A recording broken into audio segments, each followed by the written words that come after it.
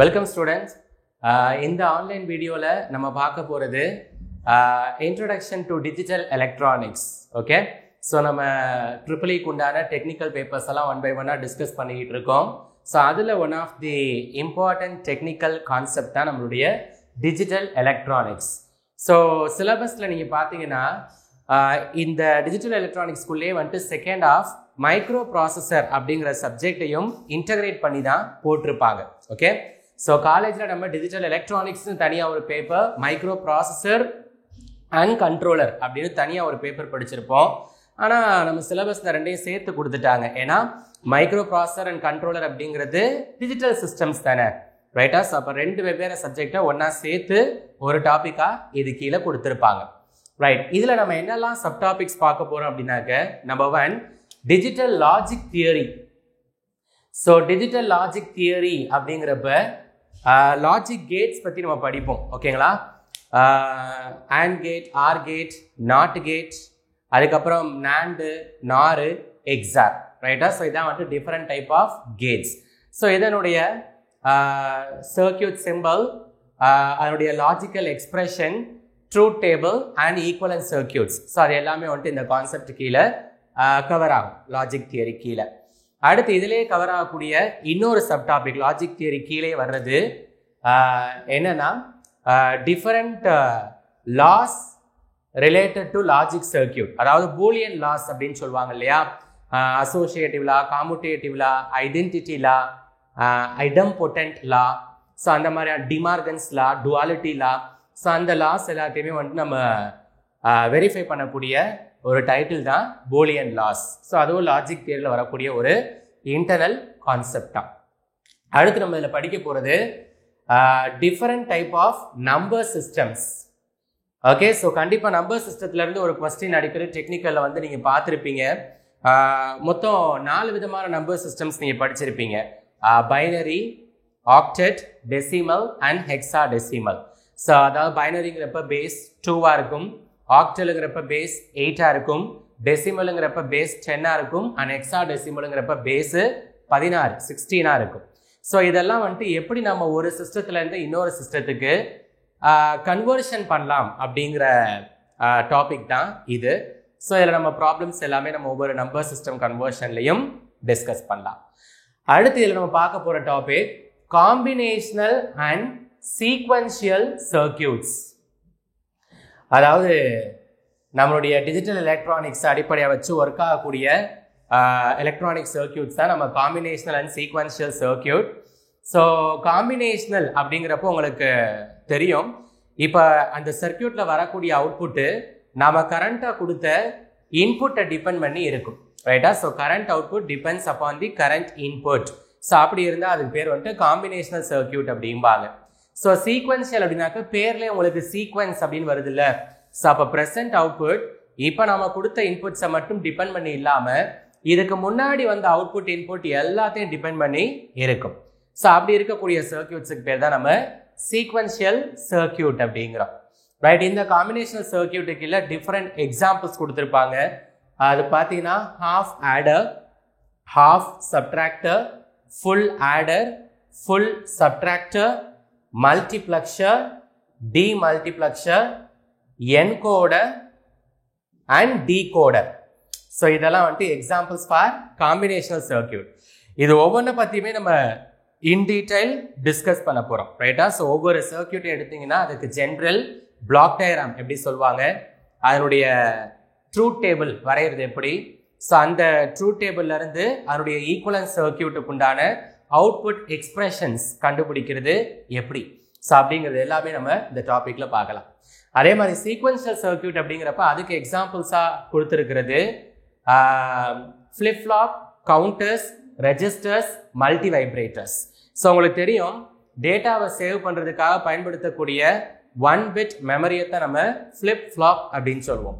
So நிறையா flip flop வந்துட்டு ஒன்றா சேர்றப்ப அதுக்கு பேர் கவுண்டர்ஸ் அப்படின்னு சொல்லுவாங்க, ரைட்டா? அது ஆல்சோ நம்ம இன்புட்டாக கொடுக்கக்கூடிய பல்ஸை கவுண்ட் பண்ணக்கூடிய ஒரு சர்க்கியூட் தான் வந்துட்டு கவுண்டர் அப்படின்னு பேர்.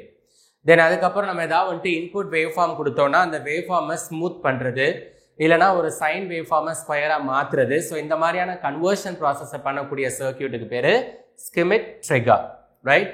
அண்ட் நம்மளுடைய இன்புட்ஸை வந்துட்டு சேஞ்ச் பண்ணக்கூடிய 0லேருந்து 1க்கு இல்லை 1லேருந்து 0க்கு மாற்றக்கூடிய வேலையை பார்க்குறது தான் மல்டி வைப்ரேட்டர்.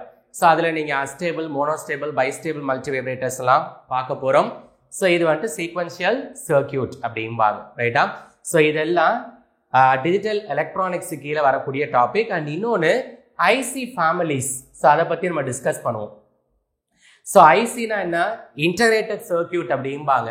நீங்கள் எந்த எலக்ட்ரானிக் எக்யூப்மெண்ட்டை உடச்சி பார்த்தாலுமே உள்ளக்க கிரீன் கலர், பச்சை கலரில் வந்துட்டு ஒரு சிப்பு பார்க்கலாம். ஸோ அது வந்துட்டு சிலிக்கான் அப்படிங்கிற செமிகண்டக்டர்னால செய்யப்பட்ட சிப்பாக இருக்கும். ஸோ அந்த சிப்புக்கு மேலே பார்த்தீங்கன்னா நிறைய ஆக்டிவ் எலமெண்ட், பாசிவ் எலமெண்ட் எல்லாத்தையும் ஒன்றா வச்சு இன்டகிரேட் பண்ணியிருப்பாங்க. ஸோ அந்த சிப்பை தான் நம்ம ஐசி இன்டகிரேஷன் சிப் அப்படிம்போம். இதே டிப்ளமோ படித்த ஸ்டூடெண்ட்ஸ் வந்துட்டு தொகுப்பு இணைப்பு சுற்று அப்படின்னு படிச்சிருப்பீங்க இல்லையா? ஸோ அந்த ஐசியை பற்றி நம்ம டிஸ்கஸ் பண்ணலாம். மோனோலித்திக் ஐசினா என்ன, ஹைப்ரிட் ஐசினா என்ன, அதுக்கப்புறம் அந்த ஐசிக்கு உண்டான ஒரு ரியல் டைம் எக்ஸாம்பிள் தான் நம்மளுடைய ஆப்ரேஷனல் ஆம்ப்ளிஃபயர். ஸோ அந்த ஆப்ரேஷனல் ஆம்ப்ளிஃபயருடைய pin number, pin detail, circuit diagram, different types எல்லாம் டிஸ்கஸ் பண்ணலாம். அதுக்கப்புறம் அதே ஐசி ஃபேமிலிக்குள்ளே நம்மளுடைய டிரான்சிஸ்டர் லாஜிக் பற்றி நம்ம படிப்போம். அதாவது DDL logic, DDL logic, RTL logic. So அப்படிங்கிற டிஃப்ரெண்ட் டைப் ஆஃப் எலமெண்ட்ஸ் அடிப்படையாக வச்சு லாஜிக் ஃபேமிலியை நம்ம டிஃபரன்ஷியேட் பண்ணி இதில் படிக்கலாம். ஸோ இதெல்லாம் டிஜிட்டல் எலக்ட்ரானிக்ஸ் அப்படிங்கிற டாபிக்ஸ் கீழே நம்ம கவர் பண்ண போகிற கான்செப்ட். இதே டிஜிட்டல் எலக்ட்ரானிக்ஸில் செகண்ட் பார்ட்டாக micro processor and micro controller. So தனி சப்ஜெக்டாக உங்களுடைய சிலபஸில் இருக்காது. டிஜிட்டல் எலக்ட்ரானிக்ஸு கீழேயே இந்த சப் பிரான்ச்சும் வந்துடும், ஓகேங்களா? ஸோ இதில் ப்ராசஸர் அண்ட் கண்ட்ரோலர் பற்றி நம்ம படிச்சிருப்போம். அதாவது 8085 ப்ராசஸர், 8086 ப்ராசஸர். ஸோ இது வந்துட்டு நம்ம காலேஜில் படித்த பரிச்சயமான ப்ராசஸர்ஸ், ரைட்டுங்களா? அதே மாதிரி கண்ட்ரோலர் அப்படிங்கிறப்ப 8051 கண்ட்ரோலர்ஸ் பற்றி நம்ம படிச்சிருப்போம், ரைட்டுங்களா? ஸோ உங்களுக்கு ஏதாவது ஒரு டாஸ்க்கை வந்துட்டு பெர்ஃபார்ம் பண்ணுறதுக்காக டிசைன் பண்ண சர்க்கியூட்ஸ் தான் இந்த ப்ராசஸர்ஸ் அண்ட் கண்ட்ரோலர், ரைட்டா? ஸோ இதில் என்ன பண்ணுவோம்னா நம்ம வரக்கூடிய அவுட்புட் எல்லாமே நமக்கு டிஜிட்டல் ஃபார்மேட்டில் தான் வரப்போகுது. அண்ட் இன்புட்ஸ் நீங்கள் கொடுக்குறதுன்னு பார்த்தீங்கன்னா டிஜிட்டல் ஃபார்மேட்டில் தான் ஃபீட் பண்ணுவீங்க, ரைட்டா? ஸோ அதனால டிஜிட்டல் சர்க்கியூட்டுக்கு உண்டான எக்ஸாம்பிள்ஸ் தான் இந்த ப்ராசஸர்ஸ் அண்ட் கண்ட்ரோலர்ஸ், ரைட்? நம்ம இன்புட் கொடுக்குறோம்ல டிஜிட்டல் ஃபார்மேட்டில், அதெல்லாம் வந்துட்டு ப்ரோக்ராமிங் மூலியமாக தான் நம்ம இன்புட் ஃபீட் பண்ண முடியும். ஸோ அப்படி நம்ம ப்ராசஸரில் யூஸ் பண்ணக்கூடிய ப்ரோக்ராமுக்கு பேர் தான் ஏஎல்பி அப்படின்னு படிச்சிருப்போம், ரைட்டா? ஸோ ஏஎல்பி அப்படின்னாக்க அசம்பிளி லாங்குவேஜ் ப்ரோக்ராமிங் அப்படின்னு சொல்லுவாங்க. ஸோ இந்த ப்ரோக்ராமிங் தான் ப்ராசஸர் அல்லது கண்ட்ரோலருக்கு புரியும். ஓகே, நம்ம ஹியூமன் லாங்குவேஜ் வந்துட்டு அதை அண்டர்ஸ்டாண்ட் பண்ணிக்க முடியாது. ஸோ அந்த ஏஎல்பி பற்றி நம்ம டிஸ்கஸ் பண்ணலாம். அடுத்து இந்த ப்ராசஸர்ஸ் அண்ட் கண்ட்ரோலருடைய ஆர்கிடெக்சர் அப்படிங்கிறது ரொம்ப இம்பார்ட்டன்ட். ஸோ காலேஜ்லேயே பார்த்தீங்கன்னா 85, 86, 80, 51 அப்படிங்கிற 3 ஆர்கிடெக்சர் படிப்போம். கண்டிப்பாக 1 or 2 வந்துடும். 16+16 32 மார்க் எடுத்து பாஸ் பண்ணியிருப்போம் இல்லையா? ஸோ அந்த ஆர்கிடெக்சர் வந்துட்டு இம்பார்ட்டன்ட். ஸோ இதில் நீங்கள் ஒரு ப்ராசஸருடைய ஆர்கிடெக்சர் படித்தாலே போதும்.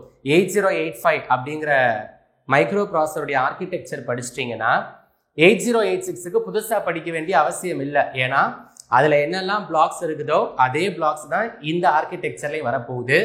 மைன்யூட் டிஃபரன்சஸ் மட்டும் இருக்கும். அதாவது எக்ஸிக்யூஷன் யூனிட்டு, பஸ் இன்டர்ஃபேஸ் யூனிட்னு அடிஷ்னலாக 85ல் இல்லாத சில யூனிட்ஸ் இங்கே சேர்த்துருப்பாங்க. பாக்கி எல்லாமே சிமிலர் டு 85 தான்.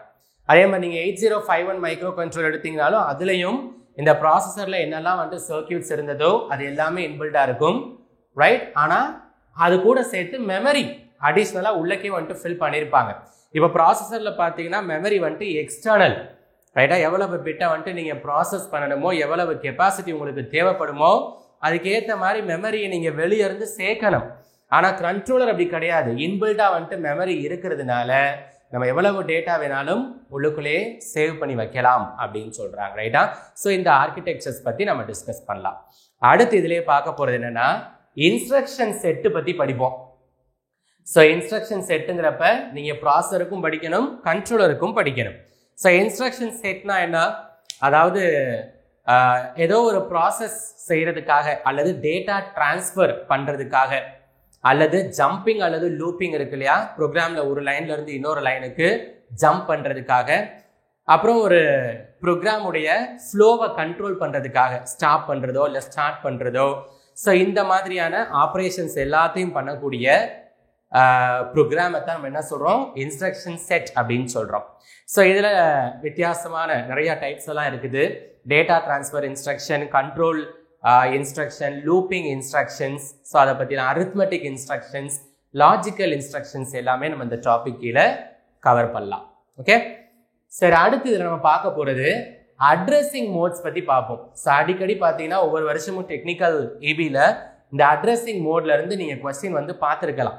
ஸோ அட்ரஸிங் மோட்னா என்ன, மறுபடியும் டேட்டாவை ஒரு ரெஜிஸ்டர்லேருந்து இன்னொரு ரெஜிஸ்டருக்கு, இல்லை ஒரு அக்குமுலேட்டர்லேருந்து இன்னொரு அக்குமுலேட்டருக்கு, இல்லை ஒரு மெமரியிலேருந்து இன்னொரு மெமரிக்கு டிரான்ஸ்ஃபர் பண்ணுறதுக்காக பயன்படுத்தக்கூடிய லாங்குவேஜ் ஆர் இன்ஸ்ட்ரக்ஷன் செட்டை தான் நம்ம என்ன சொல்கிறோம், அட்ரஸிங் மோட்ஸ் அப்படின்னு சொல்கிறோம்.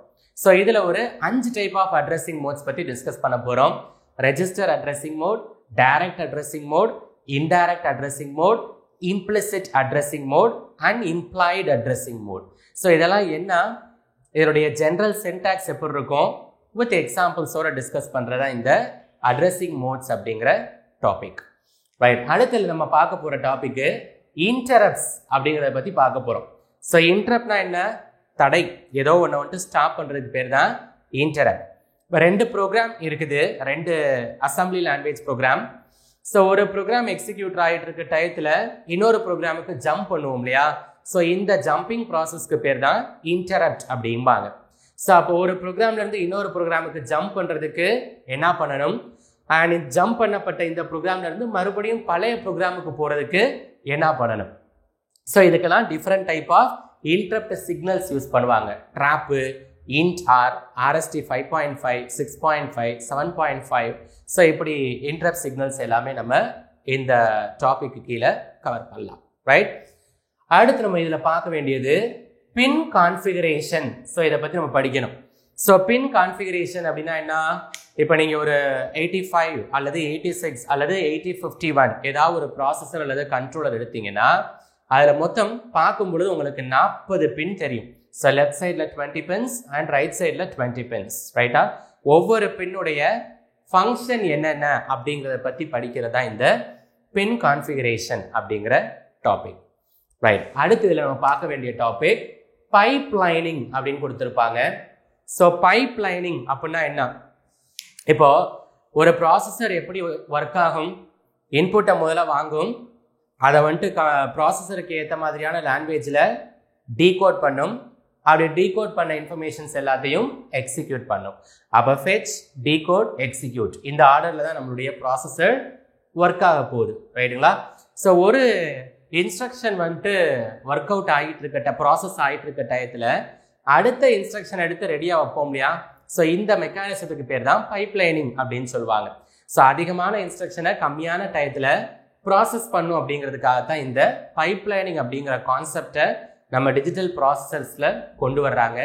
ஸோ எந்த ப்ராசஸர் வந்துட்டு பைப் லைனிங்கை சப்போர்ட் பண்ணும், எது சப்போர்ட் பண்ணாது, அந்த பைப் லைனிங் பண்ணுறதுக்கு பயன்படுத்தக்கூடிய பார்ட், அதாவது ப்ரோக்ராம் கவுண்டர் அப்படிம்பாங்க இல்லையா, ஸோ அது ஒவ்வொரு ப்ராசஸர்லையும் எத்தனை பிட்டு கெப்பாசிட்டியோட இருக்குது அப்படிங்கிறத பற்றி பார்க்குறதா இந்த பைப் லைனிங் அப்படிங்கிற டாபிக். ஓகே, சரி, அடுத்து இதில் இருக்கக்கூடியது என்னன்னா டைமிங் டயக்ராம் அல்லது மெஷின் சைக்கிள் டயக்ராம் அப்படிம்பாங்க. இப்போ நீங்கள் வந்துட்டு இன்புட் வந்துட்டு கொடுக்குறீங்க. ஸோ அந்த இன்புட் சைக்கிளை வந்துட்டு என்ன பண்ணுறீங்கன்னா எடுத்து ஒரு ப்ராசஸரில் ஃபீட் பண்ணி ப்ராசஸ் பண்ண ஆரம்பிக்கிங்க. ஸோ ஃபர்ஸ்ட் சைக்கிள் வந்துட்டு ப்ராசஸிங் ஸ்டேட்டில் இருக்கும் பொழுது அடுத்த செகண்ட் சைக்கிள் வந்துட்டு இன்புட்டாக வரும். ரைட்டா, ஃபர்ஸ்ட் சைக்கிள் எக்ஸிக்யூட் ஆகக்கூடிய டைம் ஃபிக்ஸ் பண்ணியிருப்பாங்க. அந்த டயத்துக்கு அப்புறமா செகண்ட் இன்ஸ்ட்ரக்ஷன் டீகோட் ஆக ஆரம்பிக்கும். அதுக்கப்புறம் இந்த செகண்ட் சைக்கிள் டீகோட் ஆகி எக்ஸிக்யூட் ஆகிட்டு இருக்க டயத்தில் நம்ம தேர்ட் சைக்கிள் எடுப்போம்.